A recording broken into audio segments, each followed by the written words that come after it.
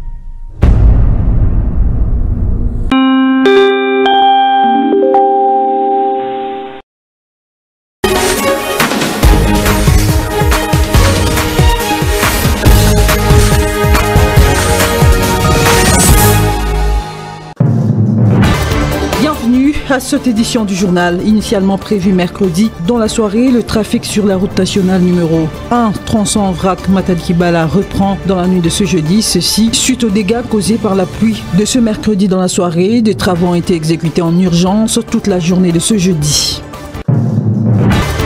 Lutte contre la corruption en République démocratique du Congo, les acteurs de la société civile de l'Ituri s'y sont engagés à mener une lutte accrue contre ce fléau, résolution prise à l'issue d'une formation de 3 jours à Bunia. Voilà tout pour les titres.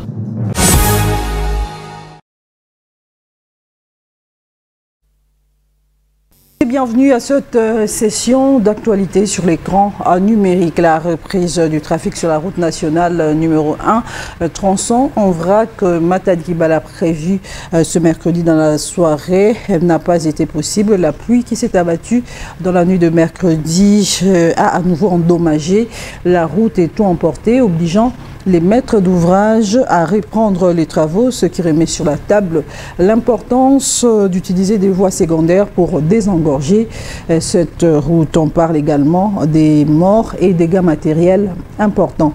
José Ngoy et Bijou Dikalimou nous en parlent.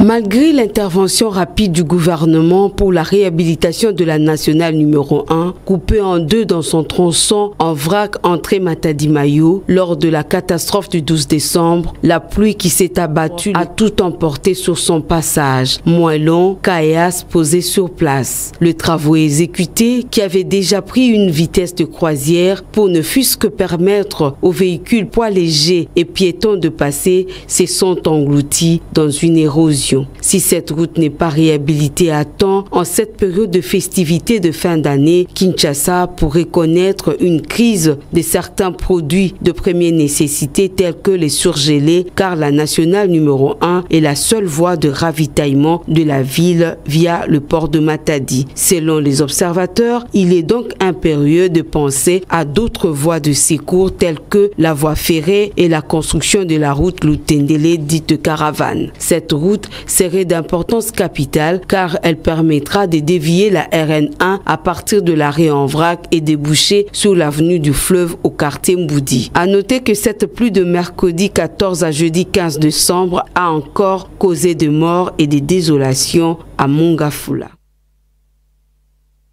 Et déjà, on annonce pour ce jeudi dans la nuit la reprise du trafic sur cette route tronçon en vrac Matadi-Kibala. Des travaux ont été exécutés en urgence toute la journée de ce jeudi. Après des perturbations enregistrées suite à la pluie de mercredi, le ministre Alexis Gissaron parle après inspection du site. Suivez. Tout ce que nous faisons ici, tous les travaux que nous faisons ici, sont des travaux qui sont faits à pure perte si on ne comprend pas qu'il y a des zones tout autour de la route qui sont des zones où on ne devrait pas construire, des zones non édificantes. Tout le flanc que vous voyez ici, la colline, les pentes que vous voyez, ce sont des pentes sur lesquelles on ne devrait pas construire parce que ce sont des zones qui sont instables. Vous avez suivi les décisions qui ont été prises il y a 2 jours lors d'une réunion de crise du gouvernement qui a été présidé par son Excellence Monsieur le Premier ministre, Samari Kondé, où nous avons pris la décision de commencer les démolitions là où il y a des constructions anarchiques. Il y va de l'intérêt collectif, de l'intérêt de toute la population. On ne peut pas sacrifier toute une population, toute une ville à cause des intérêts de quelques 2, 3, 4 individus qui construisent à des endroits, comme je le disais, des endroits non édificants où on ne peut pas construire. Et le gouvernement comprenait qu'il y a une pression compréhensible de la population, une pression sociale de la population parce que c'est une voie commerçante. Vous pouvez voir ici comment la population est obligée de passer d'un bout à l'autre, transportant des marchandises, des vivres. Donc tout cela entraîne aussi effectivement un ralentissement des travaux parce que nous devons quand même tenir compte du fait que cette population doit manger, cette population doit se déplacer. Et il y a des problèmes médicaux, il faut amener les gens vers les hôpitaux. Donc la vie sociale doit continuer alors que nous faisons en même temps les travaux. Et donc c'est cette gestion que nous avons soumis à l'Agence congolaise des grands travaux, qui est assistée de notre police nationale, qui les accompagne afin de gérer un peu les mouvements des populations alors que les travaux sont en train d'être réalisés. Donc c'est un peu ça. Le gouvernement en tout cas est déployé, c'est pourquoi vous voyez que nous sommes nous-mêmes sur le terrain. La restitution des états généraux de l'université de Kinshasa a eu lieu ce jeudi 15 décembre dans la cour du campus universitaire de l'UNIKIN par le professeur Jean-Marie Kayembe, recteur de l'UNIKIN. Au cours de ce point de presse, le recteur de l'UNIKIN a fait savoir que ces états généraux ont débouché sur 10 axes, notamment la recherche, sécurité et la communication au campus de l'UNIKIN. Des détails avec Jules Ninda et Bijoudi Kalimo. Le pays est en deuil et l'université de Kinshasa compatit. Étant une institution de recherche, le recteur Jean-Marie Kayembe propose des solutions urbanistiques au gouvernement pour éviter à la ville pareille situation se répète. C'est l'un des axes prioritaires retenus lors des états généraux de l'UNIKIN tenus du 1er au 4 novembre dernier, affirme le docteur Kayembe. Madame, nous avons compris que la recherche que nous devons faire, véritable recherche opérationnelle, est celle qui doit fournir des évidences sur lesquelles les décisions de ceux qui ont pour vocation de décider, légiférer, vont s'asseoir pour amener le moins possible la catastrophe. Vous nous parlez du deuil que nous sommes aujourd'hui en train de vivre.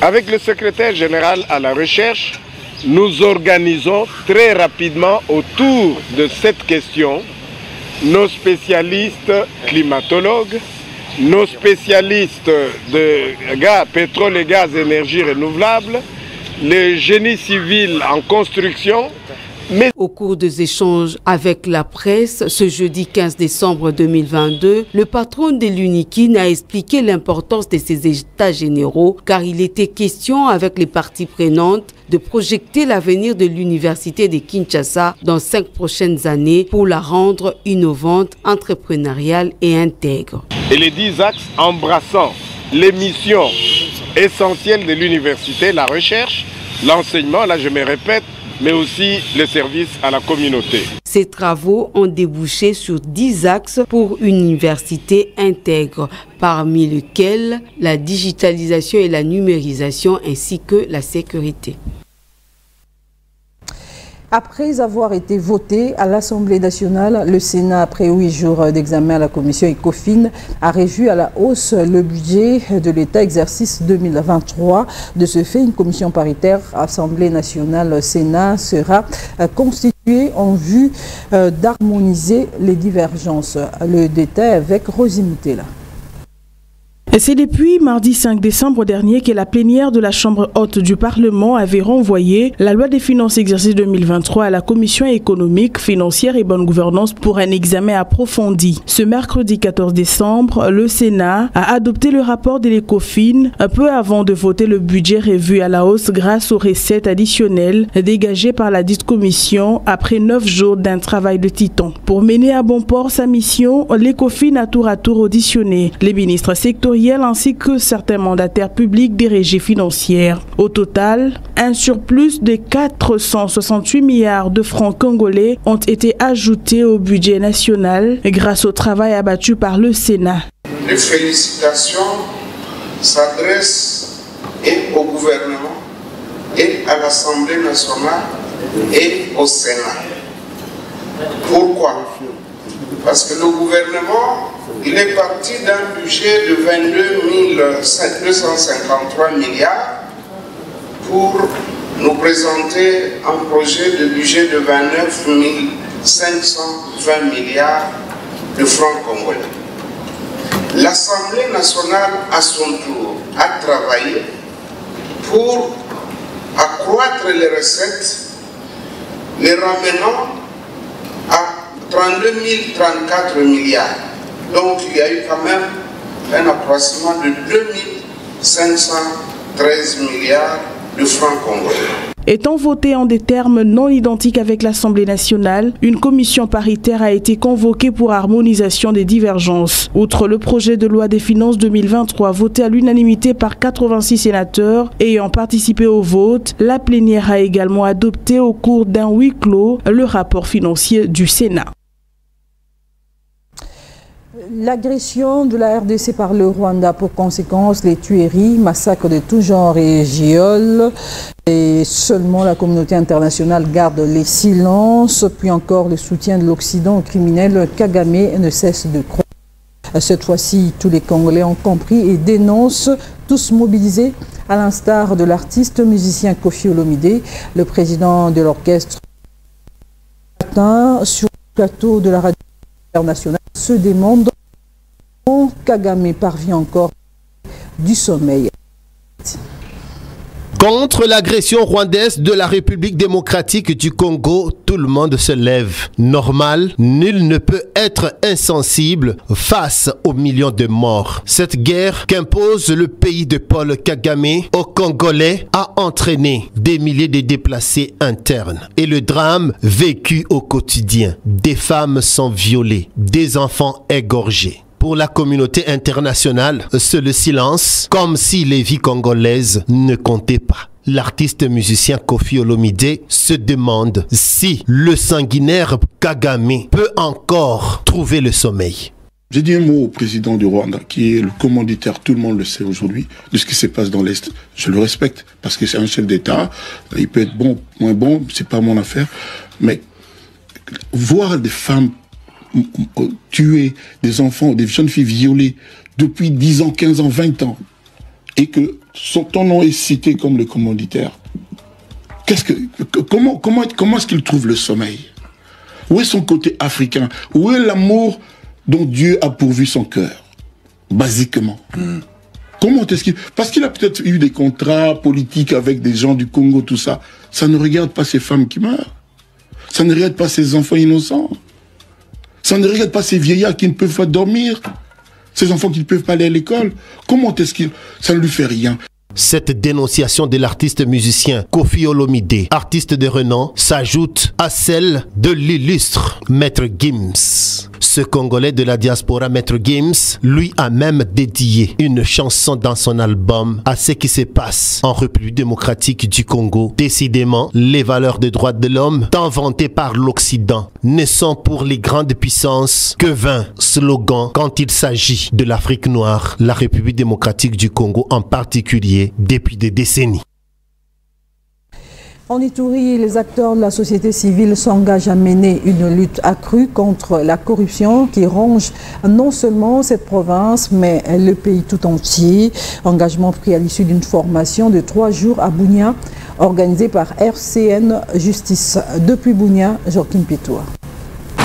Ce peut être vers une lutte collective contre la corruption, la concussion, les blanchiments des capitaux qui prennent de l'ampleur dans plusieurs secteurs, notamment dans les systèmes judiciaires en province de l'Ituri. La corruption, non seulement elle existe en Ituri, mais elle existe partout. En fait, les secteurs où je suis, le secteur de la justice, et dans l'enseignement, il y en a de plusieurs formes. Les acteurs de la société civile ont bénéficié des renforcements de capacités en vue d'obtenir leur implication active dans la lutte contre ces fléaux qui rongent la société, explique Inosa Donia, coordinateur du projet pour l'ONG RCN Justice et Démocratie. Pour RCN, le changement ne peut pas venir que d'une seule personne ou que des acteurs étatiques. Il y a un rôle prédominant à jouer par les organisations de la société civile et il est donc important de pouvoir vulgariser toutes les initiatives qui sont faites afin de lutter contre la corruption, mais également sensibiliser les organisations de la société civile pour qu'elles puissent entrer vraiment dans la danse et qu'elles jouent leur rôle. Ils doivent accompagner le pouvoir public dans le changement de mentalité, dans l'avènement d'une société où vraiment on peut se sentir beau vivre, où on renforce l'état de droit.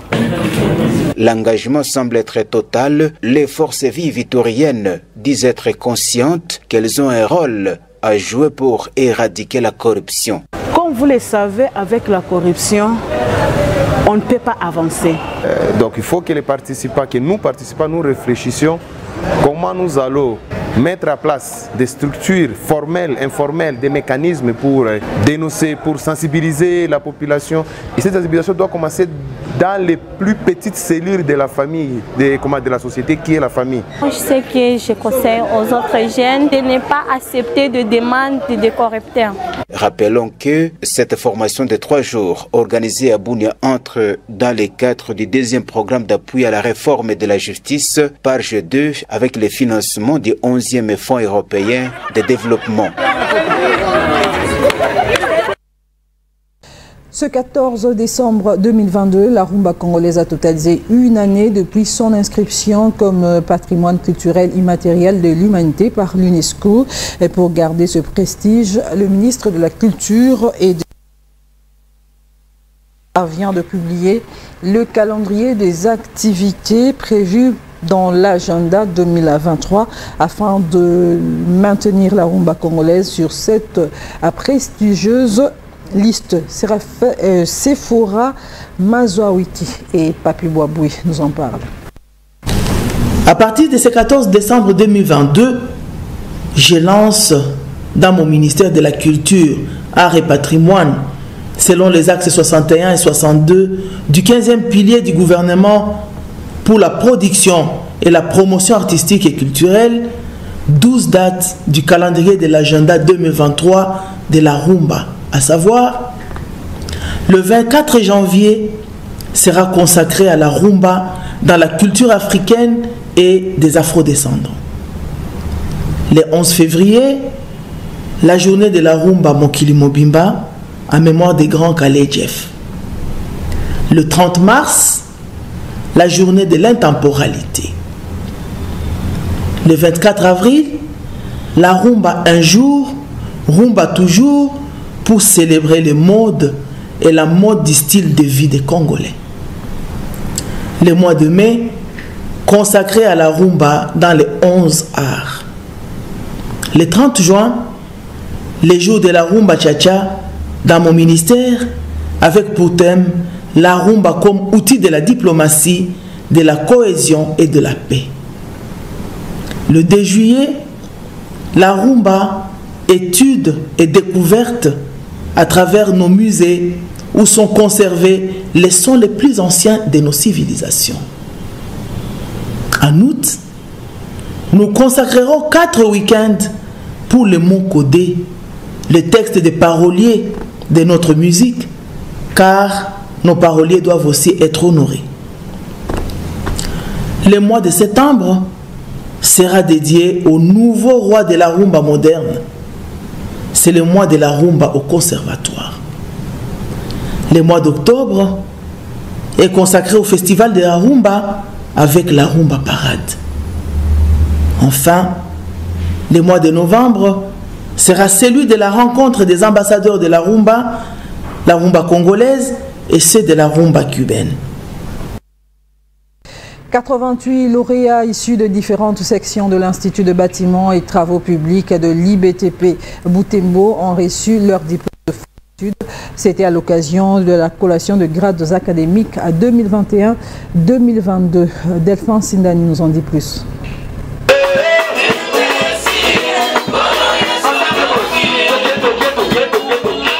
C'est ce qui a inauguré la cérémonie de la collation des grades académiques à l'IBTP Butembo. S'en est suivi une caravane motorisée.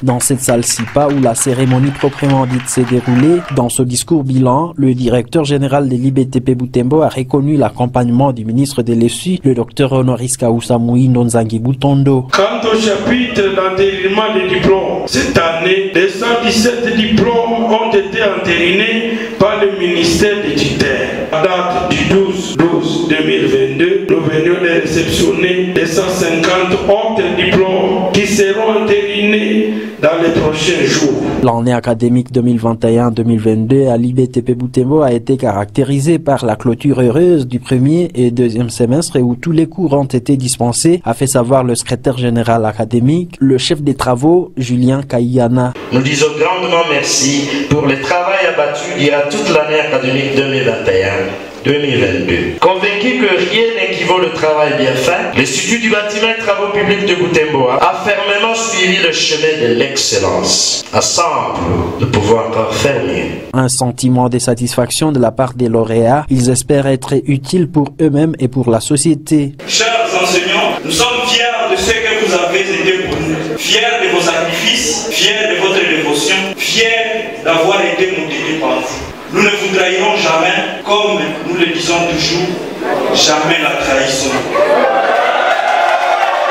Une bourse d'études initiée localement a été offerte à 4 enseignants de l'IBTP Butembo qui vont poursuivre leurs études. Cela vise à améliorer la qualification du personnel scientifique de l'IBTP Butembo, a fait savoir le professeur Alphonse Katouva, directeur général de l'IBTP Butembo. On va à présent prendre un communiqué de la Commission électorale nationale indépendante lu dans ce journal.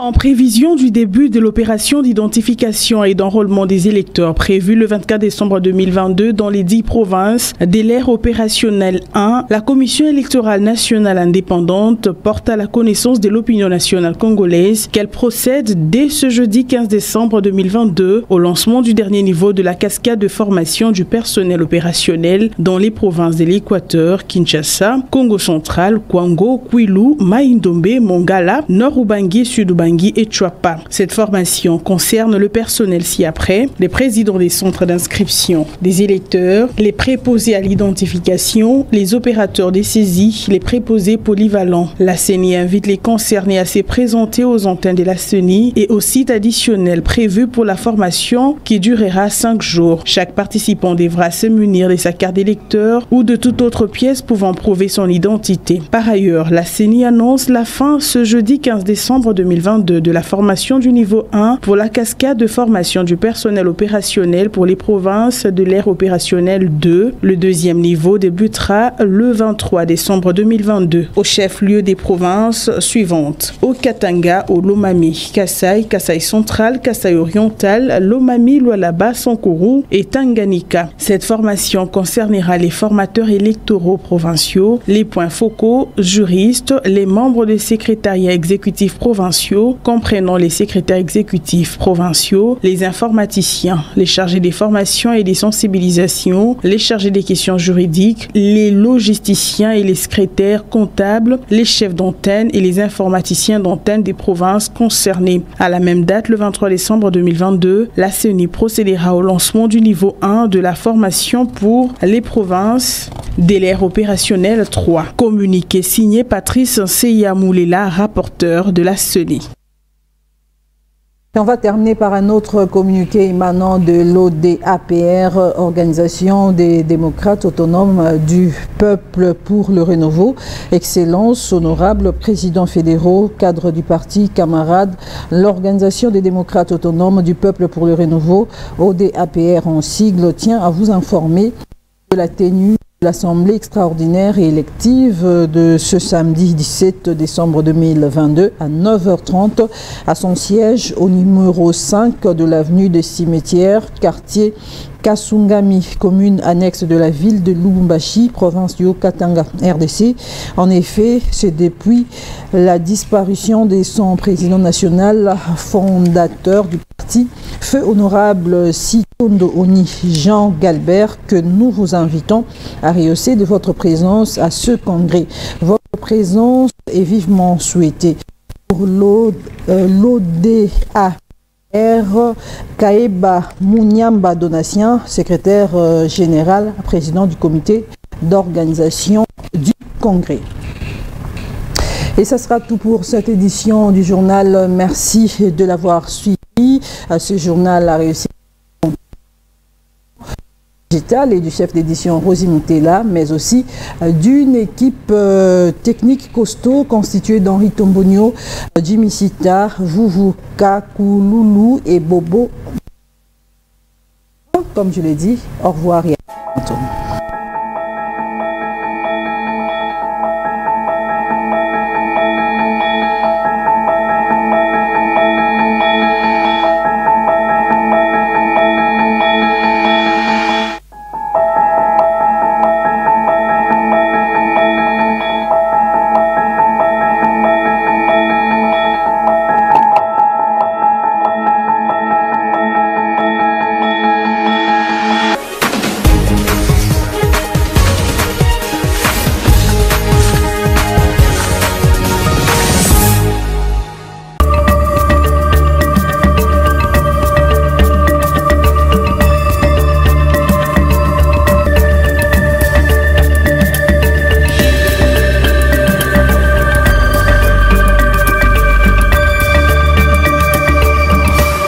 Mesdames et messieurs, bienvenue à la revue de presse de ce jeudi 15 décembre 2022. Les séjours de Félix Tshisekedi aux États-Unis occupent la une de presque tous les journaux parus ce jour.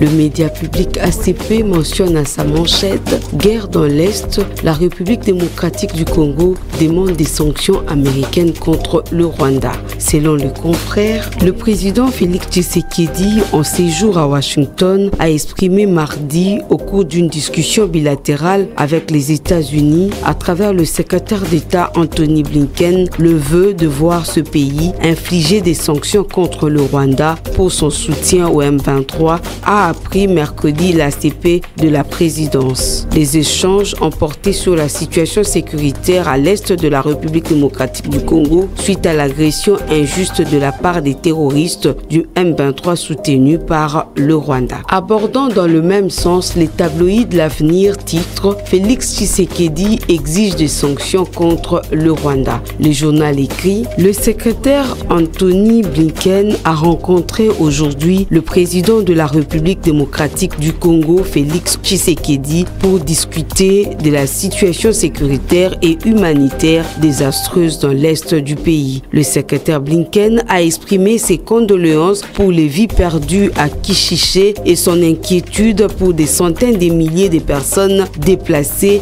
indiquent les bulletins de l'ambassade des États-Unis à Kinshasa, dans une traduction attribuée au porte-parole Ned Price. Selon la presse présidentielle, la République démocratique du Congo demande aux États-Unis de s'impliquer plus fortement dans la résolution de ce conflit, notamment en prenant des sanctions contre le Rwanda qui soutient le M23. Le quotidien La Prospérité parle de la RDC, FAIS et les organisations congolaises de la diaspora aux États-Unis renforcent Félix Tshisekedi à Washington. On peut lire: profitant de l'organisation du sommet États-Unis-Afrique et l'arrivée de son Excellence Félix-Antoine Tshisekedi Tshilombo à Washington, où il ne manquera pas d'aborder la question de la guerre à l'est de la RDC avec différentes autorités américaines, FIS, et en association avec 3 autres organisations congolaises de la diaspora des États-Unis, ont adressé une correspondance écrite en anglais au seigneur Menendez ainsi qu'à ses collègues pour demander leur intervention auprès de l'administration Biden pour émettre un décret qui suspend l'aide militaire américaine et d'autres formes d'aide non humanitaire au Rwanda conformément au Foreign Assistance Act de 1961, comme cela a été fait par le président Bush en 2006 et le président Obama en 2014. 2. Appliquer la loi Dodd-Frank de 2010, section 1502, à la situation actuelle de guerre en République démocratique du Congo. Cette loi devra obliger les entreprises américaines à relever l'origine de pays d'importation de leurs matières premières achetées dans la région de Grand Lac, pour ne citer que cela. Toujours dans le même registre, le Monitor exhorte le Conseil de sécurité américain de répondre favorablement à la demande de la République démocratique du Congo sur la levée totale de la notification sur l'achat des armes. Selon le confrère, l'ambassadeur de l'Union européenne en RDC, Jean-Marc Châtaignier, estime que le Conseil de sécurité des Nations Unies gagnerait à répondre favorablement à la demande du gouvernement congolais sur la levée totale du régime des notifications sur l'achat des armes. Les diplomates européens justifient sa position par le fait qu'il s'agit de la demande d'un État souverain agressé par le groupe armé, y compris étrangers. Cette discrimination ne se justifie plus par rapport à l'évolution de la situation depuis 2008 et la perception de cette notification est ressentie négativement. Voilà, c'est tout pour cette revue de presse. Merci à vous de l'avoir suivi. Au revoir.